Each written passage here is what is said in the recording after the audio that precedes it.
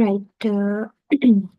එතකොට මේ දැන් අපි පියකේ හිටියේ මෙන්න අපි ගිණුම් කරන ක්‍රියාවලියේ පියවර ටිකක් තියෙනවානේ නේද? මුලින්ම ගනුදෙනු එකතු කරා ඊළඟට ඒවා ලියාගත්තා. තුන්වෙනියට අපි කරන්නේ ඒවා විවිධ කැටගරි වලට වෙන් කරනවා. නැත්නම් ඒවා විවිධ කැටගරිස් කියලා කියන්නේ වර්ග. වර්ග වලට වෙන් කර ගන්න ඕන මොනවද? මේ ගනුදෙනු ටික. එතකොට ඊටාම වැදගත් මේවා අපි ගිණුම්කරණයේ නේද? ගිණුම්කරණයේ තියෙන මේ මොනවද මේ වර්ග?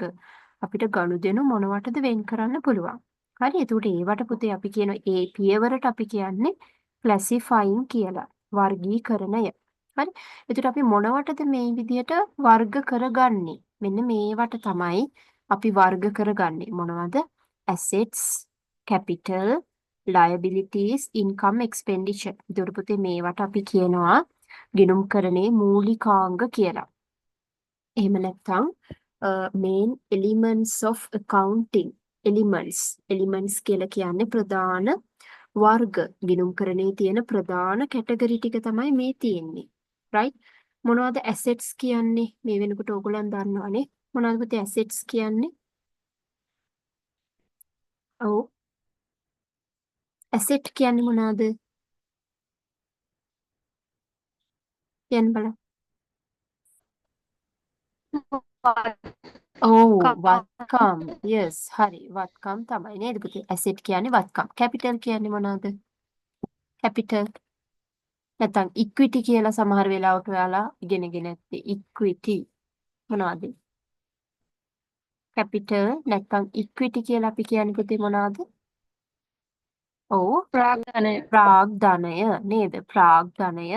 එහෙම නැත්නම් අපි ඒකටම තමයි හිමිකම් කියලා කියනවා සමහර වෙලාවට මේ එලිමන්ට් එක හිමිකම් එහෙම නැත්නම් ප්‍රාග්ධනය කියලා කියනවා අපි. liabilities කියන්නේ මොනවද? මොනවද liabilities කියන්නේ වගකීම් නේද? liabilities කියන්නේ වගකීම්. income කියන්නේ ආදායම්, expenditure කියන්නේ වියදම්. හරි. එතකොට පුතේ මේක තමයි ගිණුම්කරණය ඉගෙන ගන්නකොට ඔයාලා අනිවාර්යයෙන්ම මේ ටික මතක තියාගන්න ඕන. ගිණුම්කරණයේ මූලිකාංග පහ තමයි මේ තියෙන්නේ. මොනවාද? වත්කම්, වගකීම්, හිමිකම්, ආදායම්, වියදම්. මොනවාද? වත්කම්, වගකීම්, හිමිකම්, ආදායම්, වියදම්. හරි. එතකොට වත්කම් කියන්නේ මොනවාද? වගකීමක් කියන්නේ මොකද්ද? මේ දේවල් ඔයාලා දැනගන්න ඕන. මොකද අපි ගිණුම් කරන සමීකරණය හදනකොට මේ දේවල් අවශ්‍ය වෙනවා. හරි. එතකොට මේක තුන්වෙනි පියවර අපි විවිධ කැටගරිස් වලට වෙන් කරගන්න ඕන. අපි මේ ලියපු ගනුදෙනු. එතකොට මොනවද මේ කැටගරිස්? assets, capital, එහෙම නැත්නම් equity, liabilities, income and expenditure. හරි. මේ විදිහට වර්ග කර ගන්නවා. වර්ග කර ගන්නවා. ඊට පස්සේ මේ වර්ගීකරණය ඊටාම වැදගත් මේ ස්ලයිඩ් එක මේ වර්ගීකරණය දැන් ෆස්ට් ටයිම් accounting ඉගෙන ගන්න ළමයිට අනිවාර්යයෙන්ම මේ ටික පාඩම් කරගන්න ඕනේ අවබෝධ කරගන්න ඕනේ අපි කොහොමද මේ ගිණුම්කරණයේ ගනුදෙනු වර්ග කරන්නේ කියලා ප්‍රධාන වර්ගීකරණය මෙහෙමයි එන්නේ වත්කම් නේද මේ ටික මතක තියෙන්න ඕන assets කියන්නේ වත්කම් හරි assets කියන්නේ වත්කම් දැන් ඊළඟට අපි මම කියලා දෙන්නම් මොකද්ද වත්කමක් කියන්නේ කියලා. ඊට කලින් අපි මේ ටික පාඩම් කරගන්නවා. assets, liabilities, equity, income, expenditure. assets කියන්නේ වත්කම්. liabilities කියන්නේ වගකීම්. equity කියන්නේ හිමිකම්. income කියන්නේ ආදායම්. expenditure කියන්නේ වියදම්. මේ තමයි ගිණුම්කරණයේ මූලිකාංග. ඊට පස්සේ පුතේ මේ ගිණුම්කරණයේ තියෙන මූලිකාංග නැවත උපකොටස් වලට බෙදෙනවා. නැත්නම් සබ් ක්ලාසිෆිකේෂන් එකක් තියෙනවා. හරි.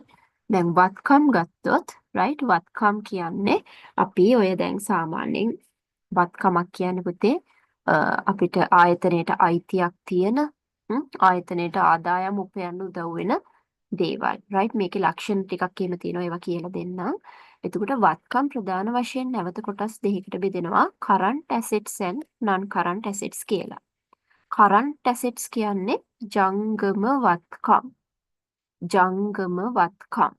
හරි? දැන් මම ඊයේ ඔයගලන්ට කිව්වා මේ වගේ දැන් මේ සියලුම වචන ඔයගලන්ට අලුත් ඒ නිසා ඒ අලුත් වචන ඔක්කොම වෙනම ලියා ගන්න කියලා නේද? එතකොට ඉක්මනට ඉගෙන ගන්න පුළුවන් කියලා. එතකොට current asset කියන්නේ ජංගම වත්කම්. ජංගම වත්කම්. non current assets කියලා කියන්නේ ජංගම නොවන වත්කම්. ජංගම නොවන වත්කම්. එතකොට ජංගම වත්කම් කියලා කියන්නේ මෙන්න මේවා තමයි උදාහරණ ජංගම වත්කම් වලට. හරිද? ඒතර මොනවද මේ ජංගම කියලා කියන්නේ? ඇයි අපි ඒවට ජංගම කියන්නේ? නැත්නම් කරන්ට් කියලා කියන්නේ? පුතේ හොඳට මතක තියාගන්න.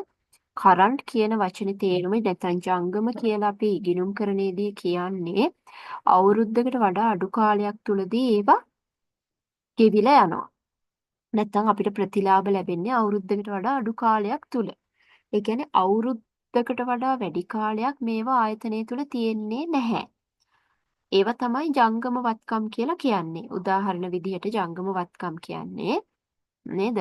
ඔය බඩු තොගය ස්ටොක් කියලා අපි කියන්නේ. එහෙම නැත්නම් ඉන්වෙන්ටරි කියලා කියන්නේ බඩු තොගය. ඩෙටර්ස් මේ කියන්නේ ඩෙටර්ස් කියන්නේ මේ ඩෙබ්ටර්ස් එහෙම නෙමෙයි.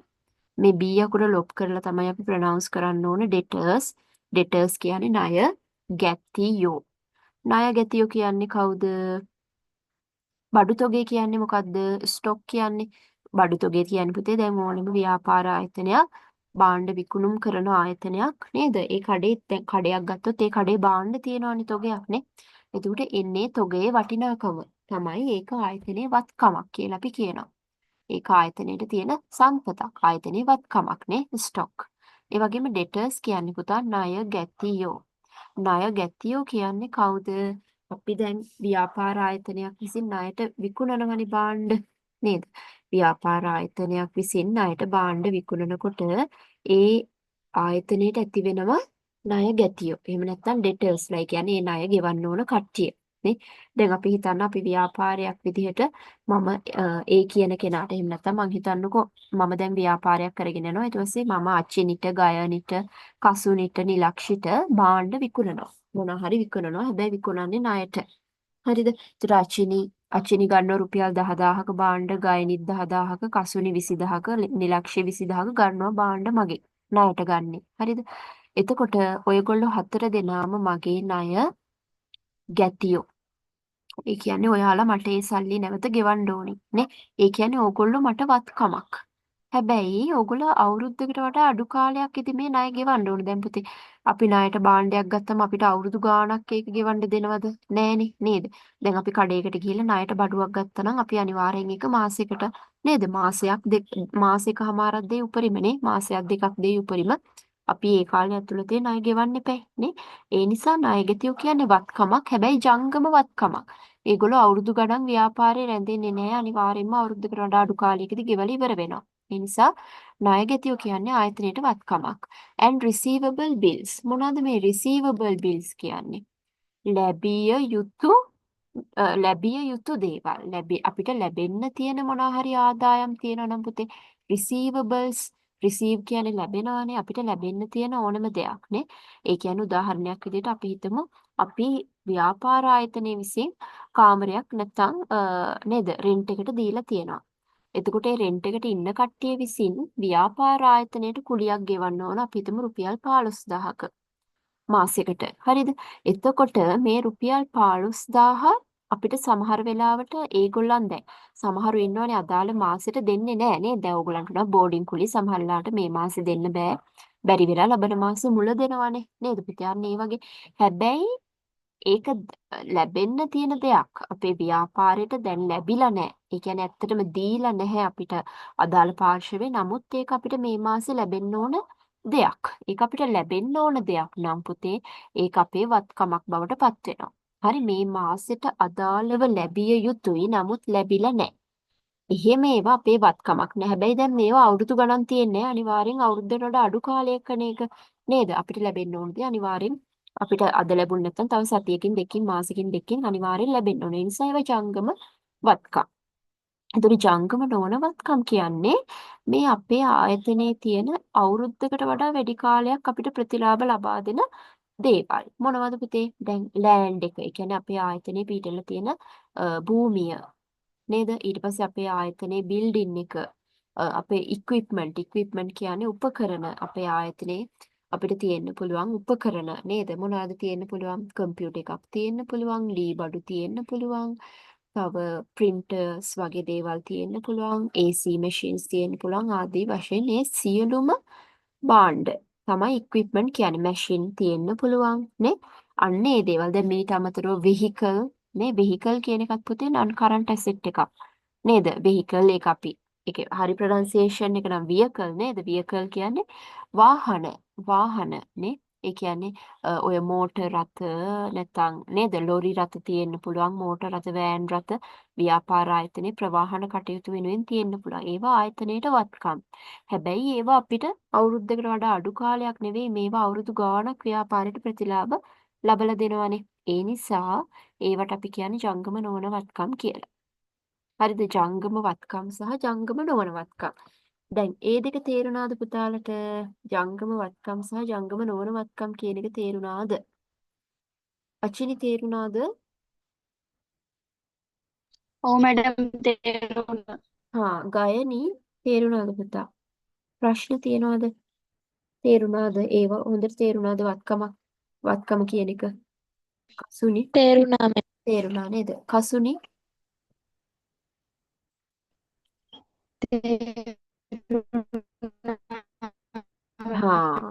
ඕකේ. කවි නිලක්ෂි කොහොමද? වත්කම තේරුණා මැඩම්. කවි කසුනි තේරුණා මැඩම්. තේරුණා නේද පුතේ? නිලක්ෂි තේරුණා. තේරුණා මැඩම්. පුතේ හරි ඕකේ දෙන්. එතකොට අපි වත්කමක් කියන එක දැනගන්න ඕන. දැන් ඕගොල්ලන්ට වත්කමක් කියපු ගමන් එහෙම නැත්නම් ඇසෙට් එකක් කියපු ගමන් ඕගොල්ලන්ගේ ඔළුවට එන්න ඕන ඉඩම් ගොඩනැගිලි යාන වාහන උපකරණ කියන්නේ පුතේ මෙතන අනිවාර්යයෙන්ම ආයතනවල ලී බඩු එහෙම තියනවානේ නේද? ඒවා තමයි මෙතනදී ලී බඩු වලට අපි කියනවා ෆර්නිචර් කියලා. ෆර්නිචර් කියන එක ජංගම නොවන වත්කමක්. එතකොට ඕනම ආයතනයක අනිවාර්යයෙන්ම වගේ කියන්නේ සාමාන්‍යයෙන් අපි ගිණුම් කරන්නේ දෙන ගණන් වල තියෙන පුතේ මේ වත්කම් ටික තමයි සාමාන්‍ය මොනවද? ඉඩම කියන එක අනිවාර්යෙන් තියෙනවා ලෑන්ඩ්. ඒ වගේම ඉඩමනේ අපේ බිල්ඩින් එක හදන්නේ ව්‍යාපාරය කරන් යන ගොඩනැගිල්ල. ඒක තියෙනවා. ඊට පස්සේ ඉක්විප්මන්ට්ස් නැත්තම් ඒ බිල්ඩින් එක ඇතුලේ උපකරණ තියෙනවා. අපි ව්‍යාපාරය කරගෙන යන්න අපිට අදාළ වෙන උපකරණ ලී බඩු වෙන්න පුළුවන්. ඒ කියන්නේ ෆර්නිචර් ඊට අමතරව නේද?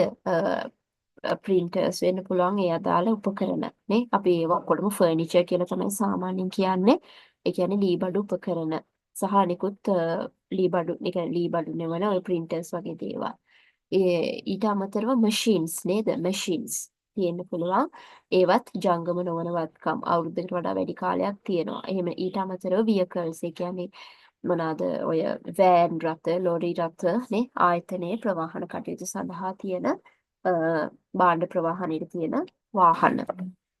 ඒවා තමයි දිගු කාලීන වත්කම් නැත්නම් අපි ඒවට කියනවා ජංගම නොවන වත්කම් නැත්නම් non current assets කියන්නේ ඒවට තමයි. ඒතර ජංගම වත්කම් කියන්නේ අපිට අවුරුද්දකට වඩා අඩු කාලයක් තුළ ප්‍රතිලාභ ලබා දෙන වත්කම් මොනවද? බඩු තොගය ස්ටොක් කියනවා නැත්නම් අපි ඒවට ඉන්වෙන්ටරි කියන වචනේත් පාවිච්චි කරනවා. ඉන්වෙන්ටරි භාණ්ඩ තොගය ඊළඟ ණය ගැතියෝ ඊළඟ ලැබිය යුතු ආදායම් අපිට මොනවා හරි ආදායමක් පුතේ ලැබිය යුතුයි නම් නේද ඒක ලැබිය යුතුයි නම් ඒක වත්කමක් බවට පත් වෙනවා වත්කමක් විදිහට අපි ඒක හඳුන ගන්න ඕනේ ඒක ආදායමක් විදිහටත් හඳුන ගන්නවා අපි වත්කමක් විදිහටත් හඳුන ගන්නවා ඒක දෙකක්ම වෙනවා රයිට් ඒ කියන්නේ දෙවිදිහටම අයිති දැන් අපි ලැබිය යුතුයි නම් මේක ඔයගොල්ලන් අර අහලා තියෙනවානේ ශේෂ පත්‍රයේ ආදායම් ප්‍රකාශය දෙකක් තියෙනවානේ. ඒ නිසා අපිට ලැබිය යුතු දේවල් අපි ශේෂ පත්‍රයේ දාන්නේ ජංගම වත්කම් යටතට තමයි දාන්නේ. නේද? ලැබිය යුතුයි නම් ජංගම වත්කම් යටතේ ලියන්න ඕනේ. ඒව දැම්ම හිතන්න එපා. ඔය ශේෂ පත්‍රයේ ඒවා අපි පස්සේ ඉගෙන ගන්නවා. ඒ නිසා දැනට වත්කමක් කියන්නේ මොකද්ද? වත්කම් වර්ග දෙක මොනවාද? ඒවට උදාහරණ මොනවාද කියලා දැනගත්තම ඇති. හරි. ඊට පස්සේ බලන්න මම යනවා වගකීම් කියන කොටසට. වගකීම්. හරිද පුතේ liabilities. එතකොට liabilities නොත් අර වගේම ජංගම වගකීම් සහ ජංගම නොවන වගකීම් කියලා කොටස් දෙකකට බෙදෙනවා. එතකොට ඒ කියන්නේ current liabilities and non current liabilities. එතකොට අර අපි කලින් කතා කරපු වත්කම් වගේම තමයි මෙතන current liabilities කියලා කියන්නේ පුතේ අවුරුද්දකට වඩා අඩු කාලයකදී අපි ගෙවල ඉවර කරන්න ඕන වගකීම්. හරි. එතකොට මේ අවුරුද්දකට වඩා වැඩි කාලයකදී ගෙවල ඉවර කරන්න ඕන වගකීම්. ඒ කියන්නේ ඔය බැංකු ණය වගේ දේවල් අවුරුද්දකට වඩා වැඩි කාලයක් තියෙනවනේ සාමාන්‍යයෙන් එක අවුරුද්දකට නෙවෙයි අපිට අවුරුදු 10කට ඒ වගේ තමයි ලෝන්ස් එහෙම ගන්නෙ. එතකොට ඒවා ජංගම නොවන වගකීම්. ඒ කියන්නේ අවුරුද්දකට වඩා වැඩි කාලයක් තියෙනවා ගෙවන්න. හරිද? එතකොට වගකීමක් කියලා කියන්නේ මොකද්ද? ආයතනයේ විසින් මේකට නිර්වචන ටික තියෙනවා මම දෙන්නම් ඒවා වගකීමක් කියන්නේ මොකද්ද වගකමක් කියන්නේ මොකද්ද කියලා ඒවා දැනගන්න ඕනේ මේකේ නම් මේ ස්ලයිඩ් එකේ නෑ මම හිතන්නේ කමක් නෑ මම දෙන්නම් ඒ ටික වෙනම එතකොට වගකීමක් කියලා කියන්නේ පුතේ වගකීමක් කියනකොට තේරෙනවානේ එතන වගකීමක් තියෙනවා කියන්නේ අපි බැඳීමක් තියෙනවානේ බැඳීමක් තියෙනවා නේද දැන් බැඳීමක් තියෙනවා කියන්නේ අපි මේ accounting වලදී අපි කියන්නේ අපි බාහිර පාර්ශවයන්ට ගෙවන්න ඕන ඒක තමයි වගකීමක් කියන්නේ. බාහිර පාර්ශවයන් එක්ක අපේ බැඳීමක් තියෙනවා. අපේ ආයතනයේ සල්ලි පිටතට ගලා යනවා.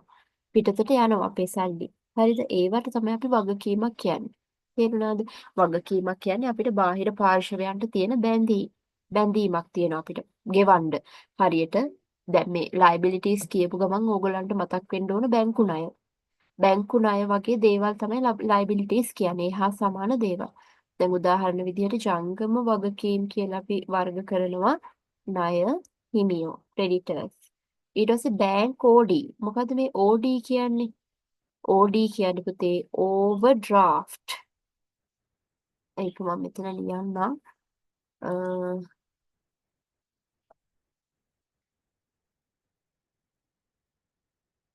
ඕඩී කියන එක දැනගන්න ඕනේ ඔයගොල්ලන්. මේ තියෙන්නේ ඕඩී කියන්නේ overdraft. හරිද? ඕවර්ඩ්‍රාෆ්ට් කියන්නේ පුතේ බැංකු අයිරාව. හරි බැංක් ඕඩී කියන්නේ බැංක් ඕවර්ඩ්‍රාෆ්ට් කියන එක. බැංක් ඕවර්ඩ්‍රාෆ්ට් කියන්නේ බැංකු අයිරාව කියන එක. බැංකු අයිරාව කියන එක අපේ ජංගම වගකීමක් වෙනවා. මොකද්ද මේ බැංකු අයිරාව කියන්නේ? බැංකු අයිරාව කියන්නේ පුතේ වෙන්නේ මේ වගේ දෙයක්. ඒක දැනගන්න ඕන ඕගොල්ලන්. සමහරට ෆස්ට් ටයිම් අහනවා ඇත්තේ. බැංකු අයිරාවක් කියලා කියන්නේ නැත්නම් බැංක් ඕවර්ඩ්‍රාෆ්ට් එකක් කියලා කියන්නේ මේක ඇති වෙන්නේ අපි දන්නවා අපි දැන් අපිට බැංකුවේ තියෙන ගිණුම් જાතියට අපි කියන්නේ පුතේ ඉතුරුම් ගිණුම් කියලානේ. නැත්නම් සේවිංස් account නේ. හැබැයි ව්‍යාපාර ආයතන විසින් බැංකුවේ තියාගෙන යනවා ගිණුම්. ඒ කියන්නේ ඒවා විශේෂ ගිණුම් වර්ගයක්. ඒවට අපි කියන්නේ කරන්ට් account කියලා නැත්නම් ජංගම ගිණුම කියලා එතන කියන්නේ. ව්‍යාපාර ආයතන විසින් පවත්වාගෙන යන බැංකුවේ ව්‍යාපාරය සඳහා පවත්වාගෙන යන ගිණුම් වලට අපි කියනවා ජංගම ගිණුම් කියලා. ඒ ජංගම එතනදි පුතේ ජංගම කියන්නේ අවුරුද්දකට වඩා අඩු කාලයක් නෙවෙයි. හොඳ එතන කරන්ට් account කියන්නේ නිකන් ඒකේ නම. හරිද? එතකොට මේ ජංගම ගිණුම් ගත්තාම ඒකේ විශේෂත්වය තමයි ව්‍යාපාර ආයතන වලට පුළුවන් චෙක්පත් වලින් ගනුදෙනු කරන්න. චෙක්පත් ඔයගොල්ලෝ දැකලා තියෙනවනේ චෙක් නේද? එතකොට චෙක්පත් ලියන්නත් පුළුවන් චෙක්පත් වලින් ලබා ගන්නත් පුළුවන්. එතකොට චෙක්පත් වලින් ගනුදෙනු කළ හැකි චෙක්පත් වලින් ගනුදෙනු කරන account එකට තමයි අපි ජංගම ගිණුම කියලා කියන්නේ. එතකොට සමහර වෙලාවට දැන් අපි හිතමු මහා පරිමාණ ව්‍යාපාර මොකද්ද කරන්නේ චෙක්ස් ලියනවා. හරිද? ඒ කියන්නේ අපි හිතමු අපි කෙනෙක්ගෙන් ගත්ත රුපියල් 10,000ක භාණ්ඩ තොගයක් නැත්නම් අමුද්‍රව්‍ය තොගයක්. එතකොට අපි ඒ සැපයුම් කරුවට චෙක් එකක් ලියනවා රුපියල් 10,000ක. ඒක අපේ ආයතනයේ ලියන්නේ ව්‍යාපාර ආයතන. දැන් අපිට චෙක් පොත් තියනවද? අපිට චෙක් පොත් නැහැ. ඇයි අපි ව්‍යාපාර කරන්නේ නැහනේ අපිට චෙක් ලියන්න බෑ ඒ නිසා. හරිද? එතකොට ජංගම ගිණුම තියෙන්නේ ව්‍යාපාර ආයතන සමයි සාමාන්‍යයෙන් ජංගම ගිණුම පවත්වාගෙන යන්නේ. එතකොට ඒගොල්ලන්ට චෙක් පොතක් නිකුත් කරනවා. එතකොට චෙක් ලියනවා ඒගොල්ලන්. හරිද? එතකොට බැංකුවල තියෙන පහසුකමක් තමයි මේ අයිරා පහසුකම කියන්නේ. ඒ වගේ චෙක් ලියනකොට සමහර වෙලාවට පුතේ දැන් අපේ accounts වල සල්ලි නැති වෙන අවස්ථා තියෙනවානේ. අපේ savings account වල අන්න ඒ වගේම මේ ව්‍යාපාර ආයතනයේ තියෙන ජංගම ගිණුමේ සල්ලි නැති වෙන අවස්ථා තියෙනවා. එහෙම සල්ලි නැති වෙන අවස්ථාවලදී උනත් බැංකුව මොකද කරන්නේ? මේ ජංගම ගිණුම් පවත්වාගෙන යන අයට ඒත් සල්ලි නැතත් චෙක් ලියන්න පුළුවන් යම් සීමාවක් දක්වා. අසීමිතව ලියන්න බෑ. දැන් අපි හිතමු යම්කිසි ඒ අනුමත කරන අදාළ බැංකුවෙන් අනුමත කරන සීමාවක් දක්වා ඒ ජංගම ගිණුමේ සල්ලි නැතත් චෙක්පත් නිකුත් කරන්න පුළුවන්. ඒ පහසුකම තමයි අපි කියන්නේ බැංකු අයිරා පහසුකම කියලා. හරිද? එතකොට ඒ සඳහා බැංකුව අපෙන් අය කරන පොලියක්. මේ විදිහට දැන් අපි ඒක හරියට ණයක් වගේනේ නේද? දැන් අපේ බැංකු පොතේ සල්ලි නැහැ. ඒ සල්ලි නැති වුණත් බැංකුව අපි වෙනුවෙන් චෙක්පත් නිකුත් කරනවා. අපි හිතමු රුපියල් 20000ක චෙක්පත් බැංකුව නිකුත් කරා කියලා. හරි. එතකොට අපි වෙනුවෙන් දීපු ණයක් වගේනේ බැංකුව නේද? අපි වෙනුවෙන් බැංකුව ගෙවලා තියෙන රුපියල් 20000ක් වැඩිපුර චෙක්පත් නිකුත් කරලා තියෙන. ඒතර අපි බැංකුව අපි ආයතනයක් විදිහට බැංකුවට මේ රුපියල් 20000 ගෙවන්න ඕන. හරිද? මොකද ඒගොල්ලෝ ණයක් වගේ අපේ වියදමක් නේ ඒගොල්ලන් ගෙව්වේ නේද? ඒ නිසා. හරිද? එතකොට අපි බැංකුවට 20000ක් ගෙවන්න ඕනේ. ඒ සඳහා ඒගොල්ලෝ පොලියකුත් අය කරනවා. ඒතර බැංකුව අයිරා පොලි කියලා වියදමක් ඇති වෙනවා. හරි? එතකොට මේ බැංකුව අයිරාව කියන්නේ පුතේ අපි විසින් බැංකුවට තියෙන බැඳීමක්. අපි බැංකුවට ගෙවන්න ඕන එක. හැබැයි මේවා දීර්ඝ කාලීන නෑ බැංකු ලෝන්ස් වගේ. මේක සාමාන්‍යයෙන් ඉක්මනින්ම අපි ගෙවලා ඉවර කරන්න ඕන. ඉක්මනින් ගෙවලා අපේ ජංගම ගිණුම යථා තත්ත්වයට පත් කරගන්න ඕන. අන්න ඒවට තමයි අපි කියන්නේ බැංක් ඕවර්ඩ්‍රාෆ්ට් කියලා. බැංක් ඕවර්ඩ්‍රාෆ්ට් කියන එක තේරුණාද ඔයගොල්ලන්ට? කවිෂා තේරුණාද පුතේ බැංක් ඕවර්ඩ්‍රාෆ්ට් කියන එක?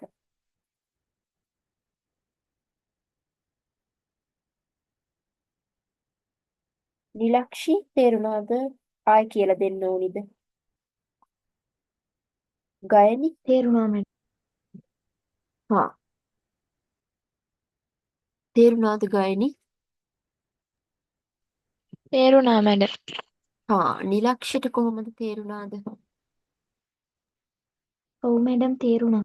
හා තක්ෂිලා තේරුණාද පුතේ? තේරුණා මැඩම්. හා හරි. එතකොට ඕගොල්ලන්ට මේ ඒක අපැහැදිලි නම් මට ආයෙ දැන් කියන්න ඕනි. තේරුම් නැත්නම් මම ආයෙසරයක් කියලා දෙනවා. හරිද? ඒකේ කිසි ගැටලුවක් නැහැ. දැන් එතකොට මතක තියාගන්න ඕන දේ තමයි ඔයාලා ඔය මුළු කතන්දරෙන් මතක තියාගන්න ඕනේ. බෑග් ඕවර්ඩ්‍රාෆ්ට් එකක් කියන්නේ මොකක්ද කියලා අහන්නේ නැහැ ඕගොල්ලන්ගෙන් විභාගෙට. හරිද? ඒක ඕගොල්ලන් මතක තියාගන්න ඕන බැංකු අයිරාව නැත්නම් බැංක් ඕවර්ඩ්‍රාෆ්ට් එකක් කියන්නේ අපේ ජංගම වගකීමක්. ඒක විතරයි මතක තියාගන්න ඕන. නැතුව විභාගෙදී අහන්නේ නැහැ මොකද්ද බැංකු අයිරාවක් කියන්නේ කියලා. නමුත් ඕගොල්ලන්ට ගිණුම් කරන ඉගෙන ගන්න ළමයි විදිහට ඒ අවබෝධය තියෙන්න ඕන. මෙන්න මේකයි බැංකු අයිරාවක් කියන්නේ කියලා මැනේජ්මන්ට් කරන ළමයි විදිහට කවුරු හරි නේද? දැන් මේක ප්‍රායෝගිකව තියෙන දෙයක් නේ බැංකුවේ. කවුරු හරි ඇහුවොත් මොකද්ද මේ OD එකක් කියන්නේ ඕවර්ඩ්‍රාෆ්ට් එකක් කියන්නේ කියලා ඔයාලට ඒක කියන්න පුළුවන්කමක් තිබුණා නම් ඇති. ඒක එක්සෑම් එකේ අහන්නේ නැහැ. එක්සෑම් එකට අහන්නේ මේ බැංක් ඕවර්ඩ්‍රාෆ්ට් යන්නේ කොතනටද? අපේ ශේෂපත්‍රයේ නැත්තම් අපි මෙයාව කොතනද වර්ග කරන්නේ කියලා. එතකොට මතක තියාගන්න මේ බැංකු අයිරාව කියන්නේ ජංගම වගකීමක්. එච්චරයි. මේක අපි විසින් අපි වෙනුවෙන් බැංකුව වැඩිපුර ලියපු චෙක්පත් වලට අපි ඒ ගාණ බැංකුවට ගෙවනවා පොලියකුත් එක්ක. අන්න ඒක තමයි බැංකු අයිරාව කියලා කියන්නේ කියන එක මතක තිබුණා නම් ඇති. ජංගම වගකීමක් මේක. හරි. ඊට පස්සේ payable bills කියන්නේ. payable bills කියන්නේ පුතා අපි ගෙවිය යුතු බිල්. දැන් හිතන්නකෝ අපි ඉන්නේ රෙන්ට් එකට. එතකොට ගෙවිය යුතු කුලි. නේද? ඒ කියන්නේ රෙන්ට් එක අපි ගෙවලා නැත්නම් ඒක අපි ගෙවන්න බැඳීමක් තියෙනවනේ බාහිරට. දැන් මේ මාසේ දැන් ඔයගොල්ලෝ හිතන්නකෝ ඔයගොල්ලන්ගේ බෝඩින් ෆීස් එක මේ මාසේ. ඒක ගෙවලා නැත්නම් ගෙවන්න බැඳීමක් තියෙනවනේ නේද? එතකොට අන්න ඒ වගේ ගෙවිය යුතු වියදම් සියල්ලම අපිට ඒ වියදම් ගෙවන්න අවුරුදු ගණන් දෙන්නේ නැහනේ. එතකොට ඒ ගෙවිය යුතු වියදම් සියල්ලම වැටෙන්නේ ජංගම වගකීම් වලට. මොකද අවුරුද්දකට වඩා අඩු කාලයක් තුල ගෙවලා ඉවර කරන්න ඕන. ප්‍රධාන වශයෙන්ම මෙන්න මේ ටික තමයි ජංගම වගකීම් වලට අයිති වෙන්නේ. ණය හිමියෝ ක්‍රෙඩිටර්ස් කියලා කියන්නේ ණය හිමියෝ. බැංකු අයිරාව නැත්නම් බැංක් ඕවර්ඩ්‍රාෆ්ට් සහ payable bills ගෙවිය යුතු වියදම්. ඕනම ගෙවිය යුතු වියදමක්. දැන් විදුලි බිල ගෙවලා නැත්නම් ඒක ජංගම වගකීමක් තමයි වෙන්නේ. ගෙවල් කුලී ගෙවලා නැත්නම් ගෙවිය යුතු ගෙවල් කුලී ජංගම වගකීම් ගණයට තමයි අයිති වෙන්නේ. හරි? එතකොට ණය හිමියෝ ජංගම වගකීමක්. ණය හිමියෝ කියන්නේ කවුද? ණය හිමියෝ කියන්නේ පුතේ දැන් අපි ඒගොල්ලන්ගෙන් ණයට අරන් තියනවා. ව්‍යාපාරයක් විදිහට අපි පිටස්තර සැපයුම් කරුවන්ගෙන් ණයට භාණ්ඩ අරගෙන තියෙනකොට අපිට හැදෙන්නේ ණය හිමියෝ. ඒගොල්ලන්ට අපි ණය ගෙවන්න ඕනි. හරිද? එතකොට අපෙන් කස්ටමර්ස්ලා ණයට ගත්තම අපි දැන් ව්‍යාපාරයක් කියනකො මම ව්‍යාපාරයක් කරගෙන යනවා. එතකොට මම අර ඉස්සෙල්ලා කිව්වේ මගෙන් ණයට